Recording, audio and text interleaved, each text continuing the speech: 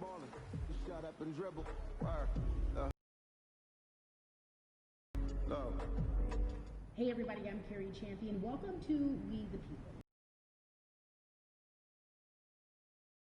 And artists who want to make sure that you use your... So we have so many different issues that have happened in this country. It's conversations. I think you'll be educated as well as entertained, but most importantly informed. We have morethanavote.org, whenweallvote.org, and fairfight.com. Those resources.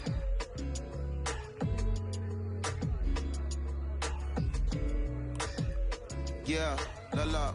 There's no way that we can talk about hip hop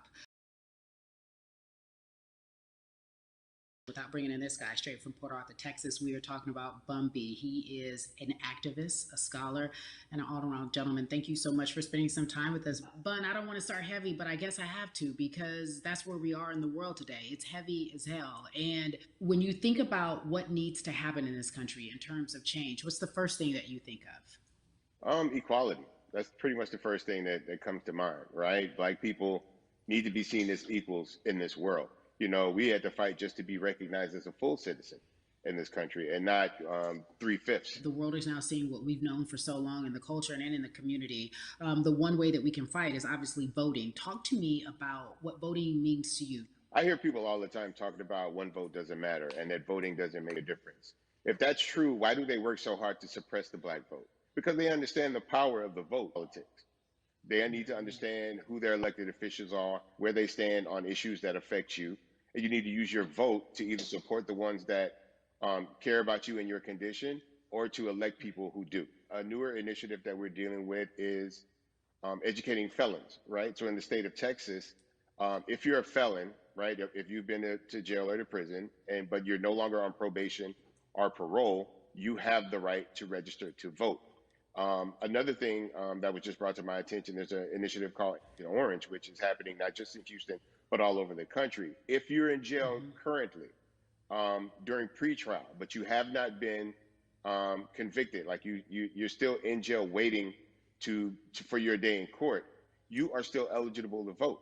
And you said something so key. They work so hard to hope that we stay uninformed, but more importantly, to suppress the Black vote.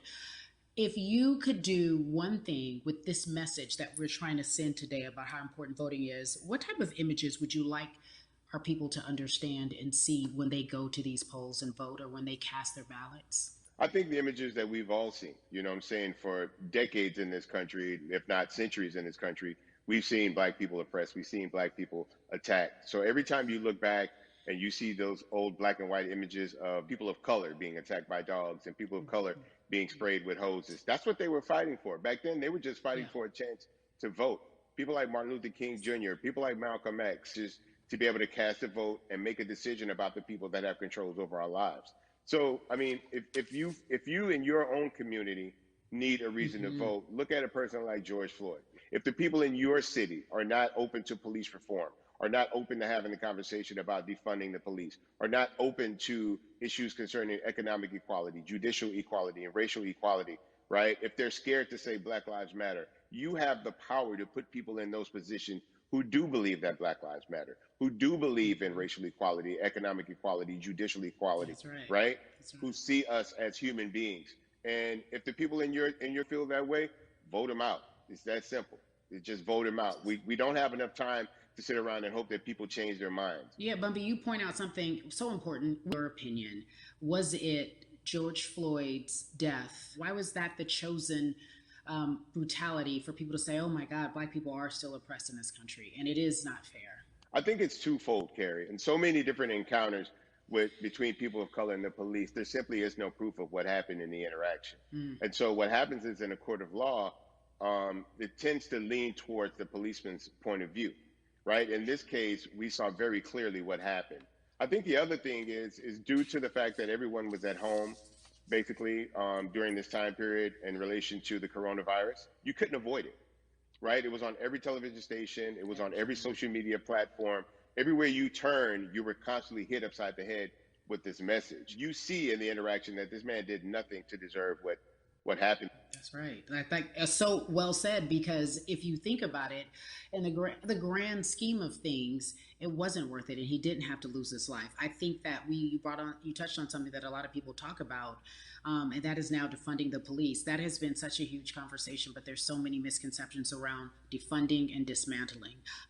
If you will, educate the audience. All right, so most people, when they hear the term defund the police, they tend to think of, oh, they're going to take away our police department. Nothing could be further from the point.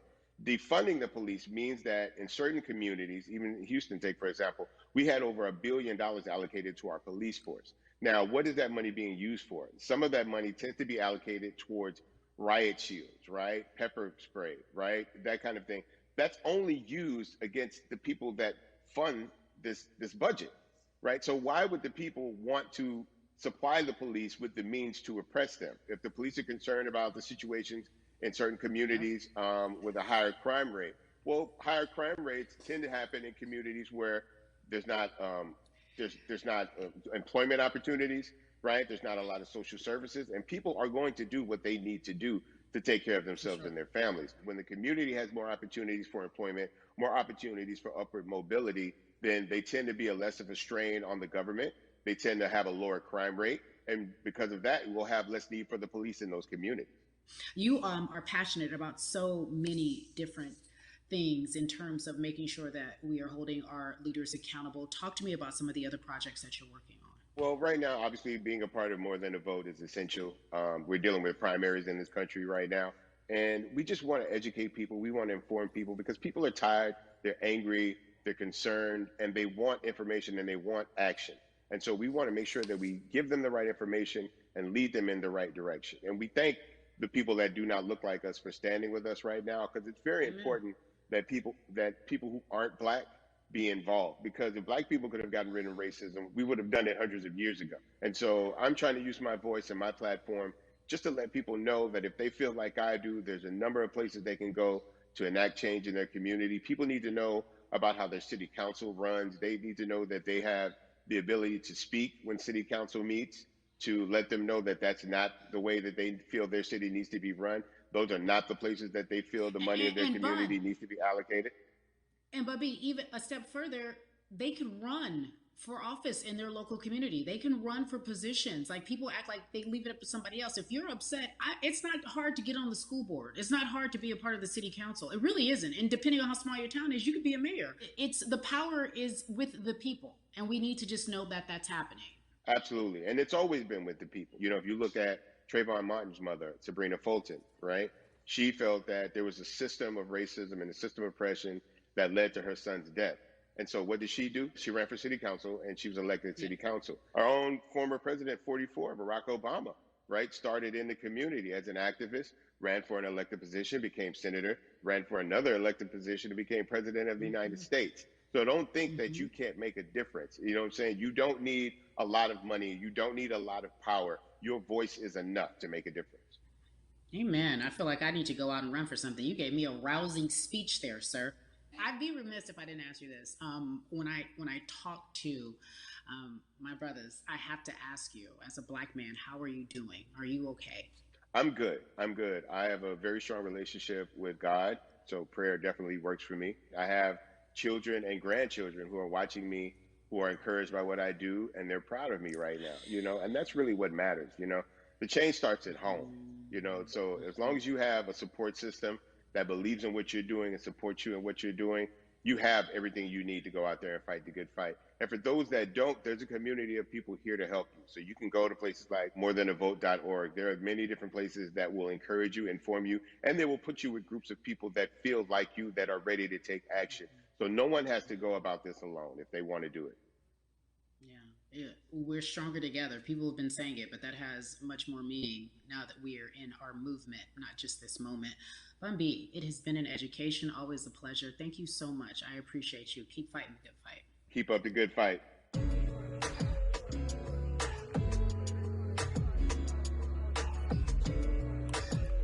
Yeah, la la. So our next guest, I have to admit, I'm a fan, but there are so many different people that we could talk to, and I thought it was so imperative that we speak with her. You know her as Molly on the huge, successful show Insecure, HBO's Insecure. She also has a comedy special highlighting her Nigerian roots, and she's an amazing podcaster. Let's welcome in Yvonne Orji, everyone. You have such a beautiful way of making things funny, giving us our medicine with some candy, right? The humor and the Yeah. healing. You bring all of that to your space. And right now, as you look across this country and how everyone is so broken and so upset, if it's not social injustice, it's the pandemic, it's depression, it's unemployment, the list goes on and on. How are you doing, quite frankly? I am I'm rediscovering self in a way I that is hard but necessary, that will lead to ultimate joy. I know it sounds like a lot, but no, I think I personally think that God put all of us on a global timeout. Like we just, America hasn't done as good as other people when it comes to timeouts, because everyone else is out playing at recess, and we're still in the principal's office hoping and wishing we can come out. But I think that if we settle into the timeout and really learn the lesson that we're supposed to learn from this season, I think we'll emerge better. We'll learn how to play well with others in more ways than one. And Mm. so personally for me, I'm taking this time to learn me in a new way. I feel like I'm being ushered into a new season, and I'm getting still, because sometimes the busy uh, confounds the work that we're supposed to actually be doing. We're busy doing other stuff, but we got work that we need to do on the inside. And I'm leaning into it. I'm like, dang, I thought I was gonna be able to rest like everybody else. And God's like, nah, we got work to do. You know what? And I think that's what everybody is saying about 2020. It's demanding that we be better. And you said it's a global timeout. What do you mean by that? Yeah, it's like everyone sit down, be humble, to quote the great prophet Kendrick Lamar. Uh, but like, no, seriously, sit down and let's reevaluate some things. Let us unearth and shake up the things that we have been trying to hide within ourselves, within our nation. I think America is going through an unraveling right now, a much needed, a much necessary one. And I think all eyes on us, right? There is no, oh, I was on the subway for an hour, so I didn't miss that thing that happened. No, everybody was home. Everybody, was watching when George Floyd died, and everybody, no one could hide it. Everyone was watching when Amy Cooper called the cops. Like, this is a time where it's like, oh, we can't pretend it away. We can't excuse it away. No, no, no, no, no. It's a global timeout. Sit down, watch, and let's learn. And globally, it's like, hey, we were going business as usual, but it ain't usual no more. Like that's old. Anytime change occurs, it's very uncomfortable. And so right now we're sitting with we're getting we're getting comfortable with the uncomfortable. The minorities, we've been comfortable with being uncomfortable because that to me explains just the existence for whatever we want to do, how we break into our careers, how we live our lives, how we find ourselves one of the few or one of the first. And that's a lonely road. When you look at and when you talk about this global timeout, everybody had to pay attention to Amy Cooper, everyone had to pay attention to George Floyd. How is that helping us as a people, as a country during our global timeout? I think, well, one, we're not minorities, Carrie. You already know it. It's like these labels that they put on us. It's Yeah. like the same way of saying like black on black violence. Also, there's no white on white violence. It's branding, Yeah, right? It's great. all Yeah, branding. you're right.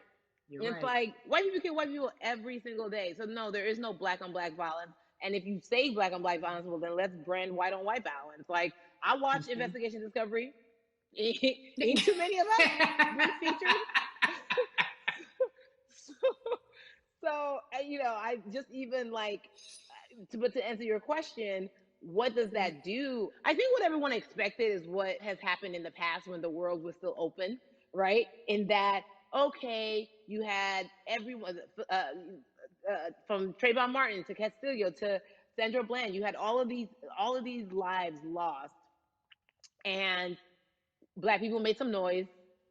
We rioted, we got out in the streets, we started the Black Lives Matter movement, all of those things. And then white people kind of just like, oh, let's give them something. And then it's just like, Is it over? It's like Oscars so black. Okay, okay, good. We gave some Oscars. Are we good now? Like, are we even? You know, Hmm. and it's now it's just Hmm. like, oh no, no, no, no, no. This is not about like a band-aid. It's like, yo, we might have to amputate the leg a little bit. But it's all right because we're gonna by amputating the leg, we're gonna save the body. Yeah. And so I think that's what's happening now. Like America is realizing like, oh, black people aren't just making a little bit of noise. Like the protests are still out, the conversations are still being had, the change is still being demanded, and I think they're seeing, oh, this is not going no way, and no, it's not, because we need systematic change. What a beautiful way to explore what is happening and describe our country. We might have to amputate the leg, but that's to save the body. That's what's happening right now. That's beautiful, Yvonne. And to that end, I have to ask you this because the way that we do that, we use our voice. And our voice right now in this world, in this country, is our vote. And everyone talks about voting and how important it is, but I feel like more than ever we understand that it's not just about voting every 4 years for the man in office. It's about your local elections. It's about the mayor. It is about the district attorney, the people who have the power to bring charges against police if police brutality is an issue in your community. If you care about your school district, you can run for the school board. I ask this of you, right? Your parents are from Nigeria. You are Nigerian. You talk about that very lovingly. What does voting mean for you? You know, I think voting is power. I remember, you know, I became a naturalized citizen back in the '90s when because I was still a minor. My mom naturalized, and so we were able to do it under her. And just even that power of like we are American citizens and all the access that we have by being citizens. One of those accesses and those access to power being voting. It's a big deal. It's a big deal because not only are we do we have the opportunity to be in this country, but now we can be of the country. We can be of the systems. We can be of the rules. We can be of what it actually affords. But I think going back to your earlier comment about just the setup of systems, I think we are done a disservice. Either it's schools or whatever it is, and I'm not putting teachers on blast. I think teachers do a phenomenal job, but for some reason we do not, and give them all the raises. I know too many parents who are like, I might, this child of mine, I do love them, but hey, who where can I drop them off? And I do think that there is a disservice done because, again, when we talk about them, to your point, we talk about every 4 years. It's important to vote for the presidency. We don't realize, like, oh, snap, we actually can vote about, like, how much our libraries get. It's like small things like that, but they make a big difference. When you think of voter suppression in this country, what does it look like for you? It's the systems. When we talk about voter suppression, we also talk about systematic racism, right? It's all the systems that set up, and we've normalized. Okay, maybe your job will give you a half day, or maybe you'll be able to get this luxury. It shouldn't be a luxury. It should be built into the system. It should be built into the fabric of how we vote. But maybe you'll be able to get this luxury in order to enable you to go vote. Think about everything disenfranchised, marginalized black person has to endure in a day. So in a day, you need to get to work. If something happens to your car, if something happens to your child care, if something happens to, there's so many factors along the way that can send you into a tailspin as an American. And then you add on as a person of color. If you're just trying to get to vote and you already have to go through all of these hurdles and hoops in your everyday life, imagine the one day when your voice really is supposed to matter the most in this country. But then you also see all the times that you tried to have your voice matter and then it's been shut down, repressed, told it doesn't matter. And then you're kind of like, what's the point? How do we keep hope though? If I'm watching this right now, I want to I how do we as a people stay hopeful? How do we believe in the promise that these quote unquote forefathers have given us? Because have you met black people?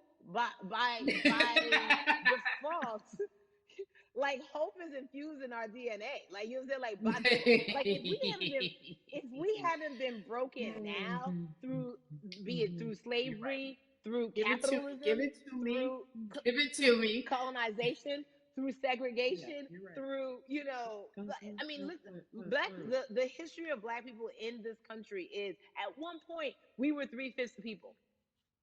Mm-hmm. That's it. That was a written law.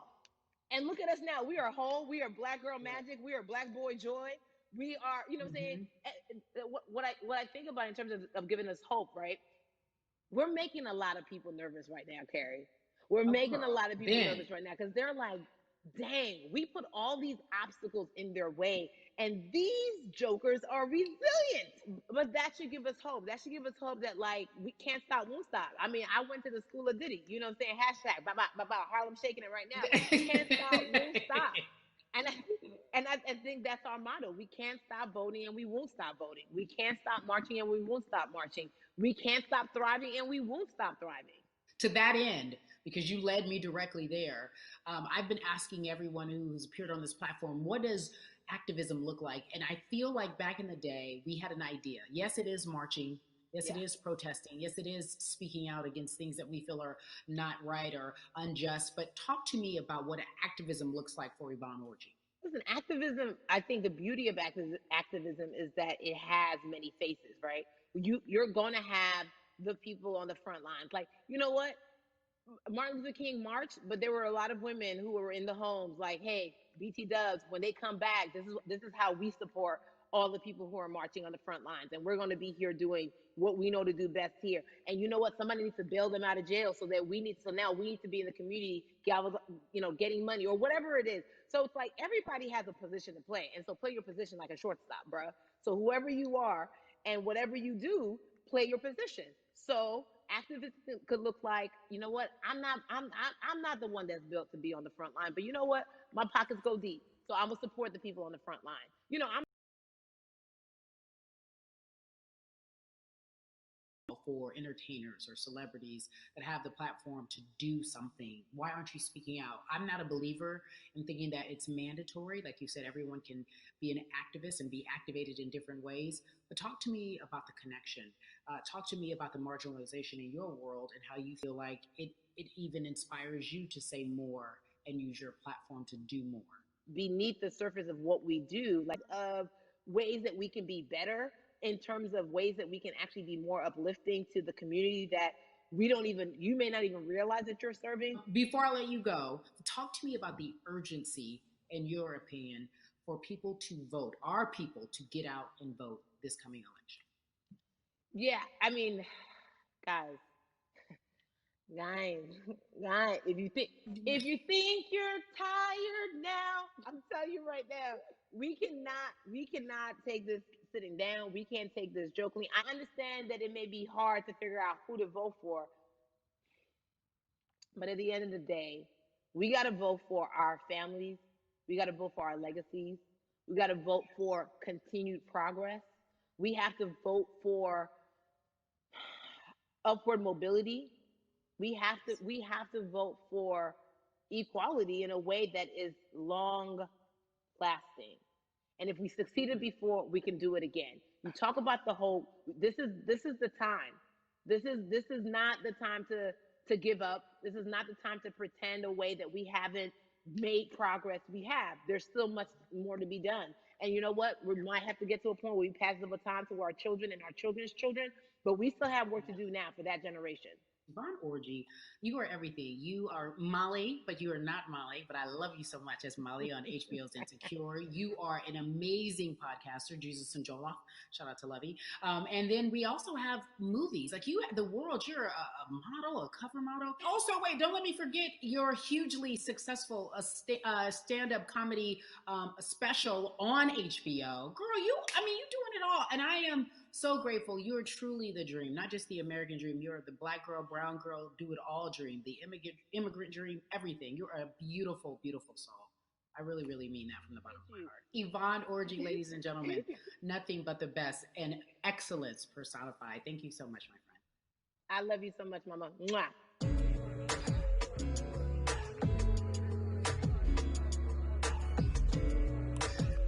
Yeah, la la.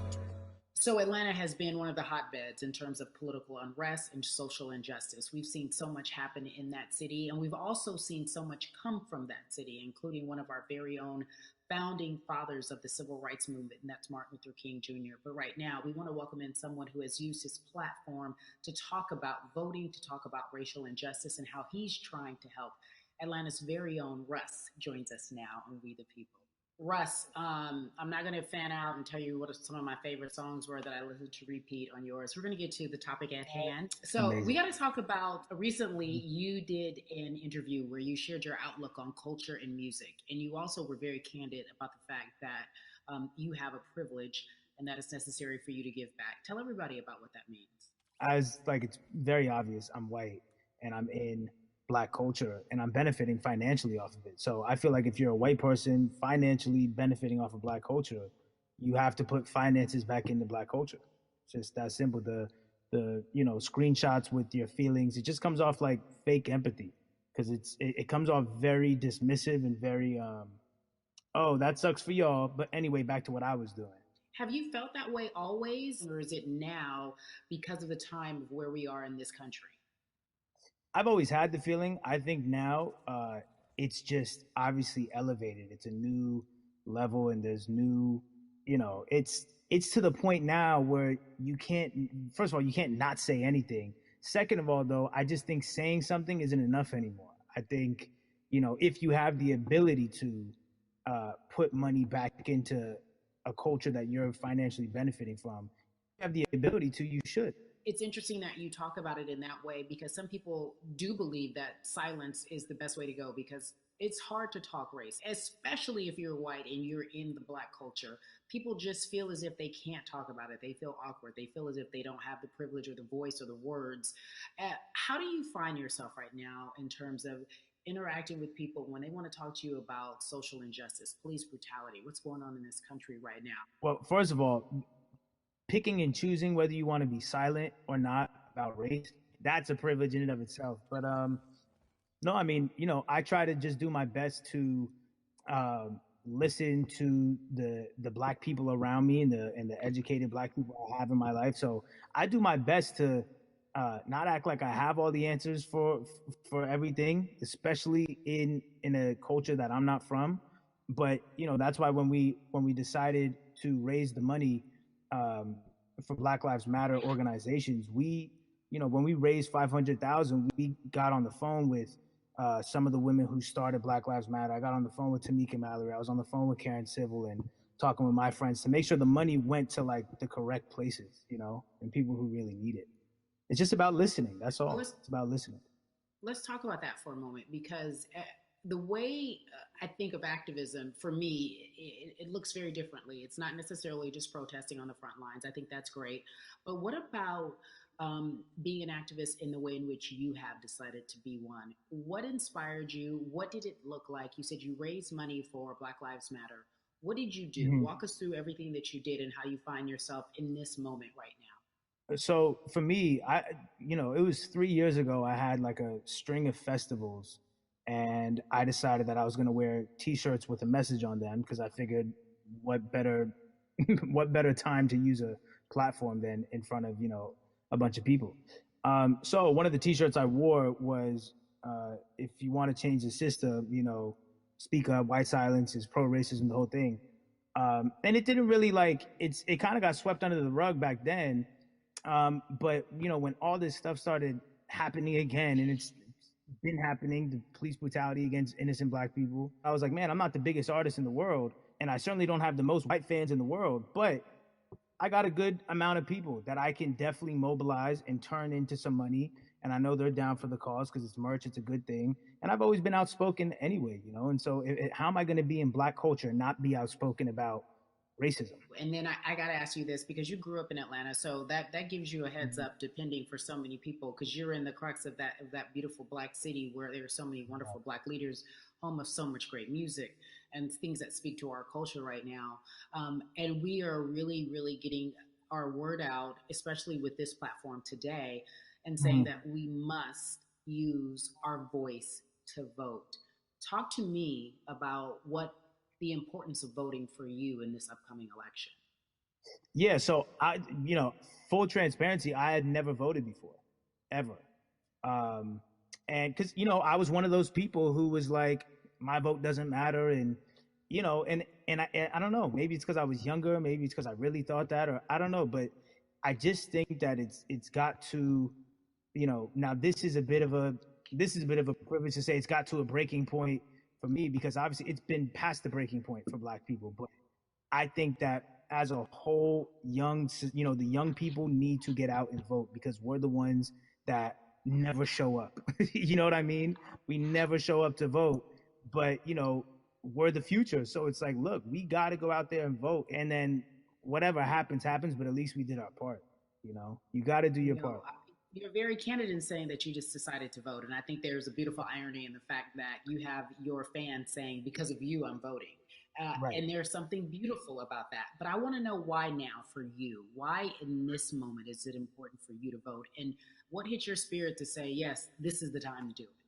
Honestly, because I think that George Floyd really woke up a lot of people who, including myself, who I was vocal and outspoken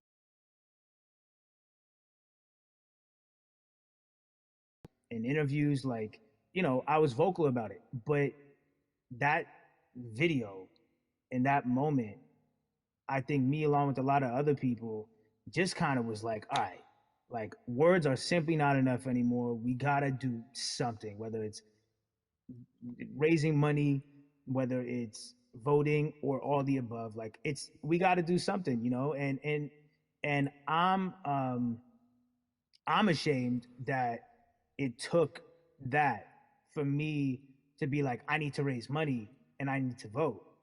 It's a shame. And I don't know, I guess it snapped a bunch of people out of it. And even if you were vocal and whatnot, it's time to actually put your money where your mouth is. It's time to go vote.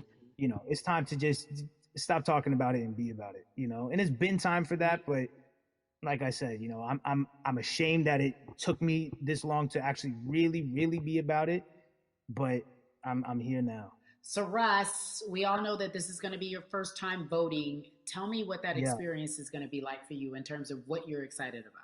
I think you know what it's gonna do for me? It's gonna let me know that I'm contributing to something bigger than myself and I'm actually putting my money where my mouth is and I'm being about it because for so long, and I know I'm not alone with this, but standing on the outside and just screaming about this and that and this should change it's like, all right, but did you vote?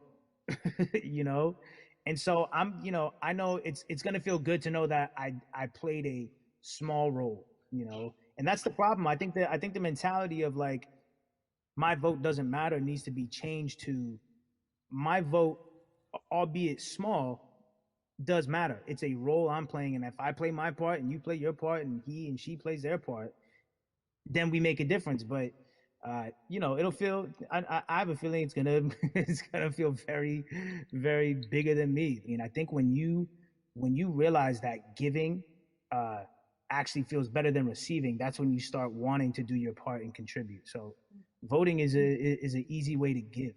You know. Yeah. To whom much is given, much is required, and you have been given a huge platform, and we are so grateful for you, Russ. Philanthropist, artist, community activist, first time voter. We appreciate you for doing Yes. this, okay? Thank you. I appreciate y'all.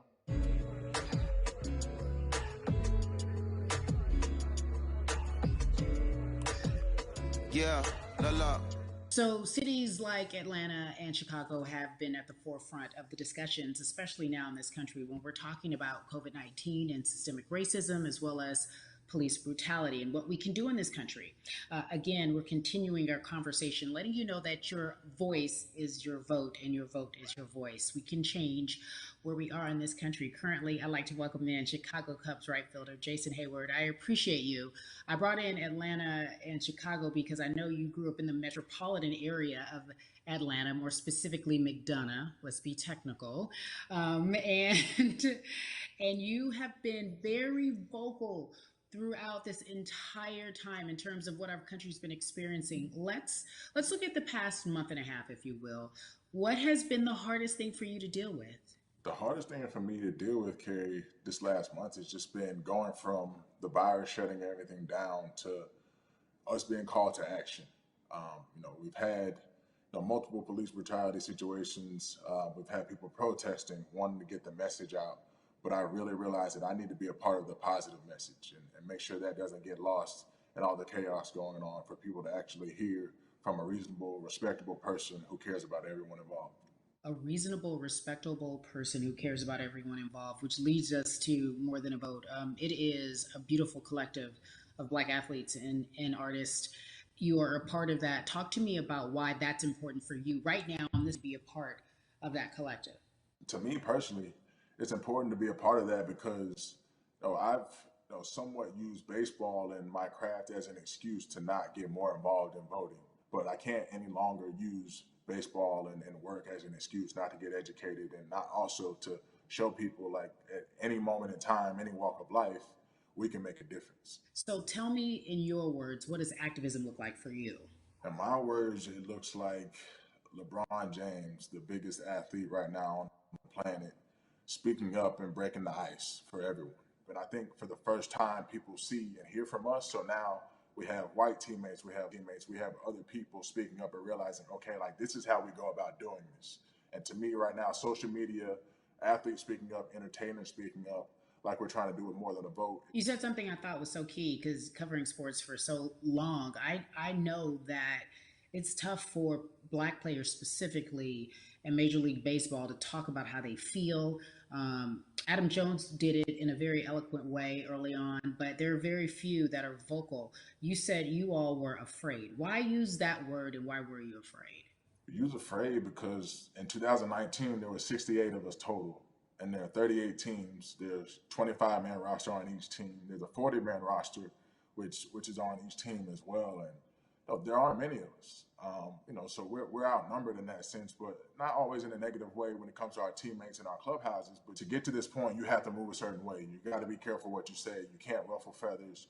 You can't come off in any way. Much like other Black entertainers, much like yourself, probably having to live through life every day, but to get to the highest level, you got to button up, you got to be seen and not heard. So baseball is, like I said, it was time for us to try and speak up and make a difference and show it's okay to do so because we can't be quiet any longer. That is a button up, be quiet, be seen but not heard. That is an expression that a lot of Black folks can relate to in whatever aspect of professionalism that they experience, especially if they don't work for themselves. They just feel that. That is also a socialization that we have as Black folks, well, especially like you said, if you want to get to the higher level. And for so long, I felt it bubbling right underneath the surface that so many of us who were in whatever positions we were, who had platforms, were tired of pretending and looking the other way and spending so much time making others comfortable while we were uncomfortable. Do you feel that this is the type of movement that is sustainable, or is it just for a time?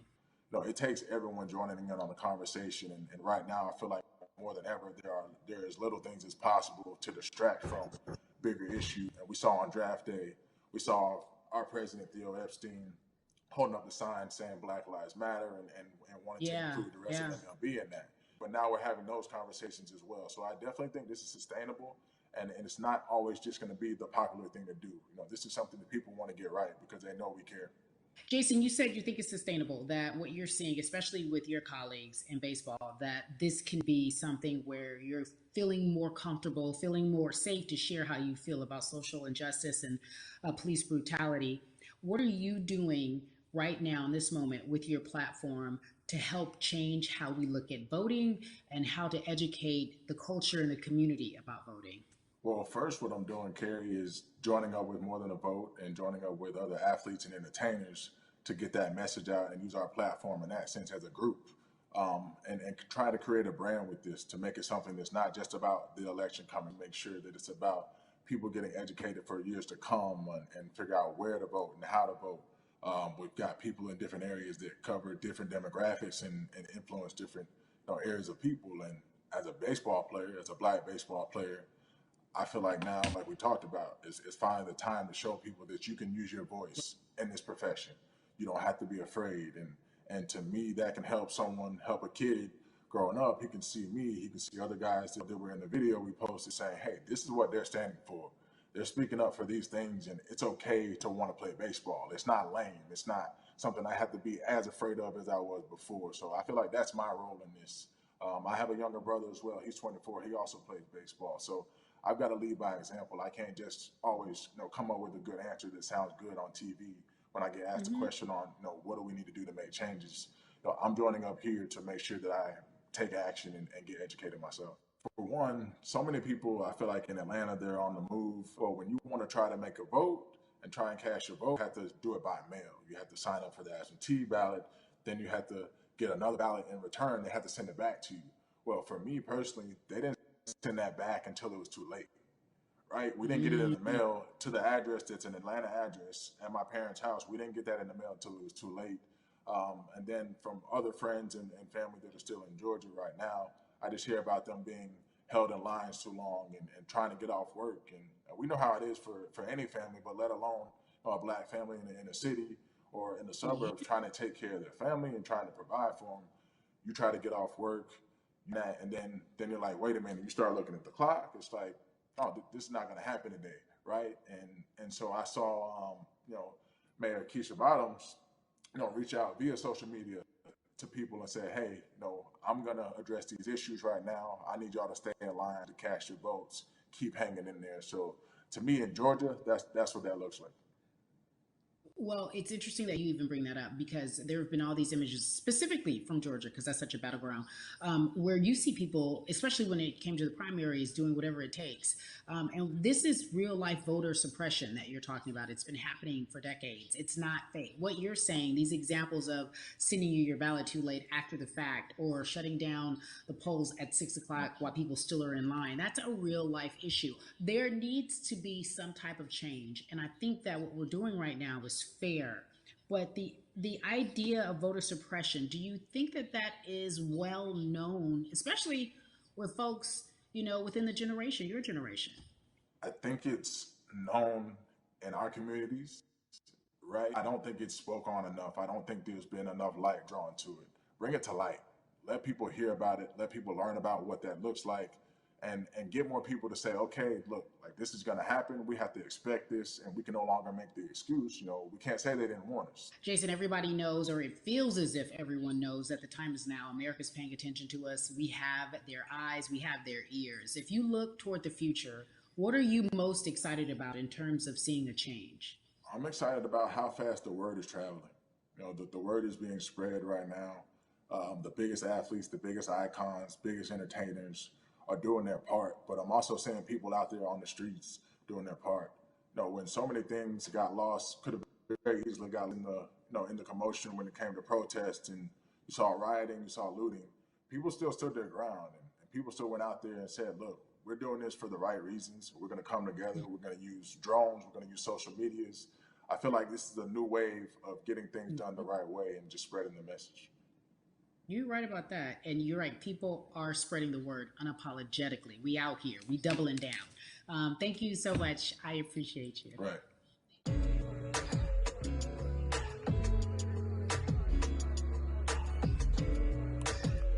Yeah, la la. Hey, everybody. I am so excited to welcome a friend, a brother, family member, if you will, former colleague, NBA great, sports analyst, philanthropist. He does it all, and he's here to give us his time and his platform to talk about something that is so important, that is voting. Everybody, welcome Jalen Rose to We the People. Talk to me about how important it is for the people who know you and love you and look up to you. Why is it so important that you use your platform to talk about voting? Initially, we have to get past the stigma of the mental systemic racism that comes with the presidential race, governors, mayors, senators, judges. We've been conditioned to believe that our vote does not matter. So usually when we looked up at all of those races and people that were running, not only did they not look like us, we didn't believe they were there to represent our best interests. So therefore, as a collective, we didn't mobilize until Barack Obama, and we felt a sense of hope that finally our country is going to do something that we felt would never happen in our lifetime. And I remember being at the inauguration in 2008. I made sure I was there. And we voted. In 2016, we didn't vote, Carrie. We didn't vote. And so many people try to make this political. This is not political. Me telling somebody to vote is like telling somebody to pay taxes. So that's one, getting over the stigma of nobody is going to represent our best interest. And then number two, the reality is that the person that gets the most votes doesn't necessarily win the presidency.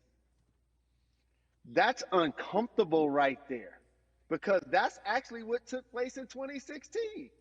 The Electoral College chose the president. And if you put all of their pictures up, I'm pretty sure they look a lot more like each other than they look like you and I. How about that? And then the third thing, especially in urban environments, oh man, they create barriers for us, Carrie. It's like you got to jump over the fence, you got to run past the dog, you got to jump on the hood of the car. The lines is 5 hours long. You get up to the poll and they don't work.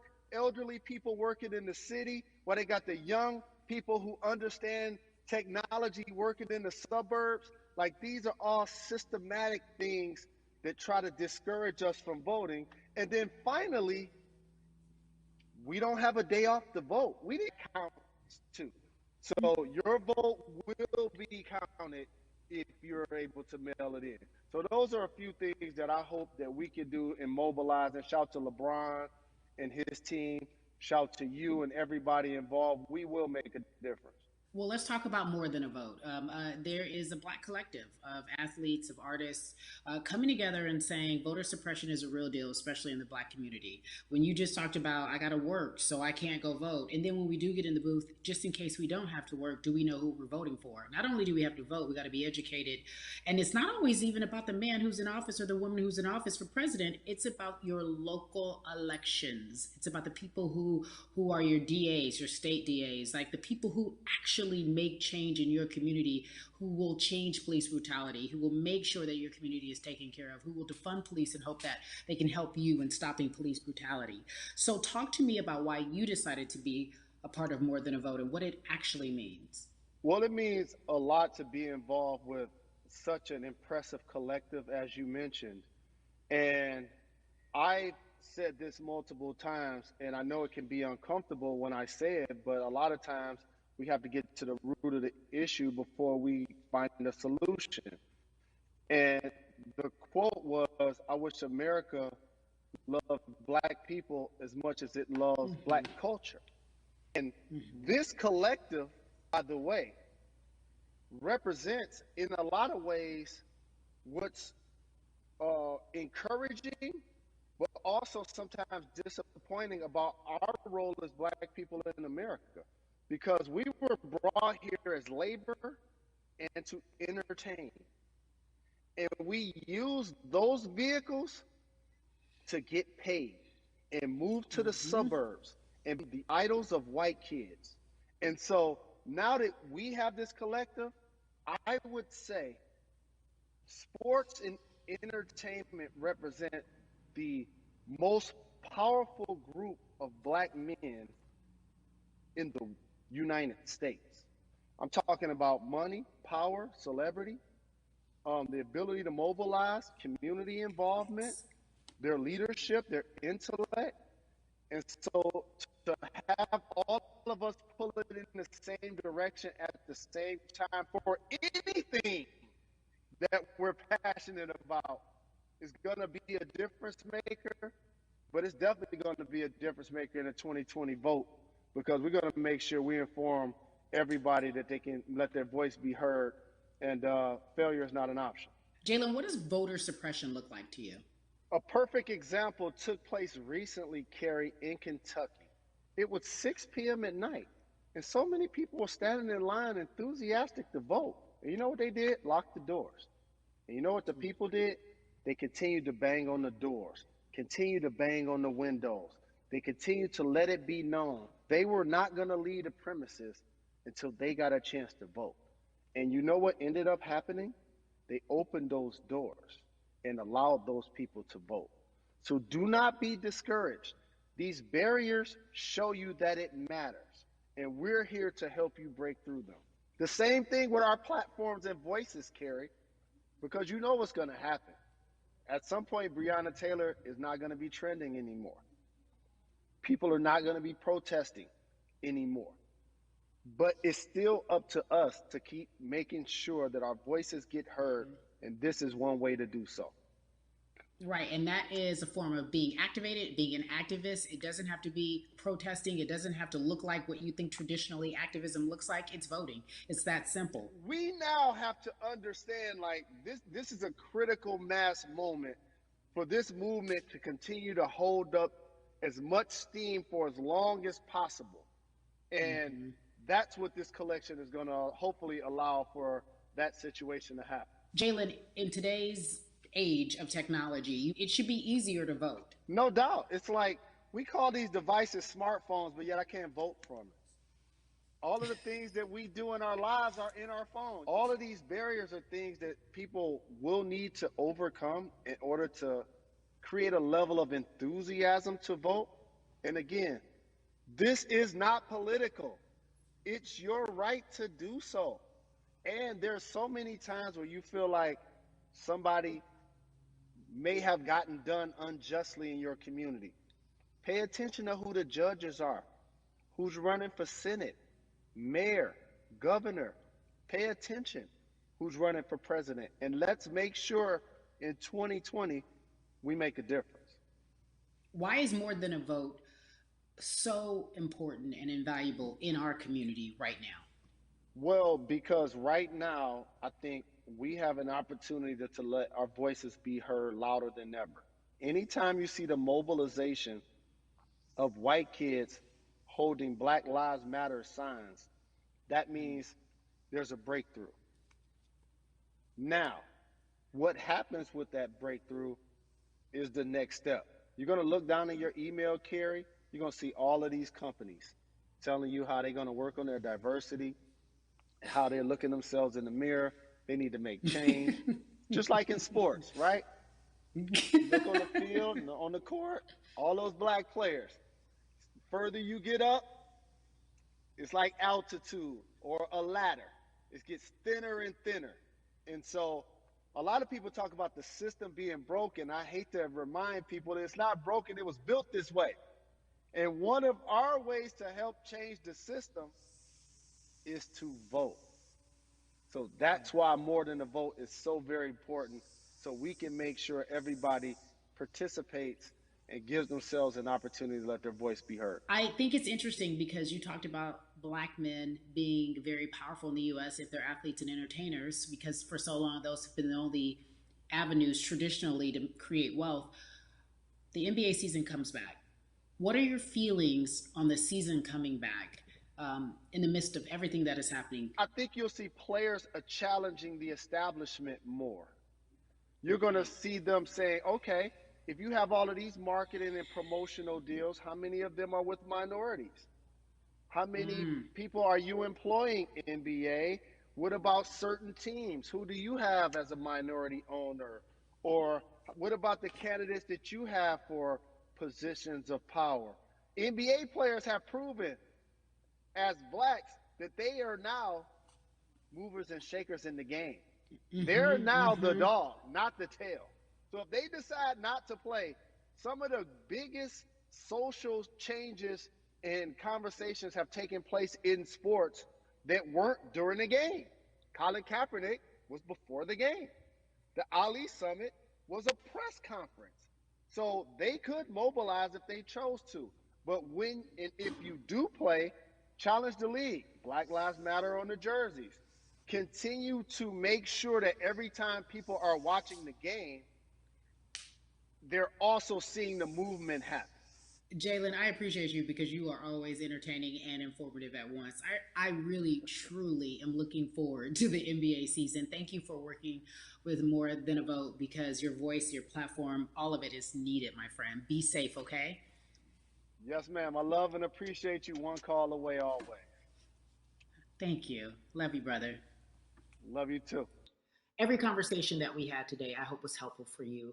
I am so grateful to everyone who came on with me to talk about what's going on in our culture and how we need to change. Huge shout out to Jalen Rose, Bun B, Jason Hayward, Yvonne Orgy, and Russ. Their words were inspiring, but also important and invaluable. I hope your phone is full with all the information that we've been able to place in front of you. Again, you need to check out these resources because they are so important because we want you to vote. That is your voice. It is important. We, the people, want you to vote. So go to morethanavote.org, fairfight.com, and whenweallvote.org. Again, thank you so much for joining us and paying attention because this message, again, is invaluable. I'm Carrie Champion for We the People.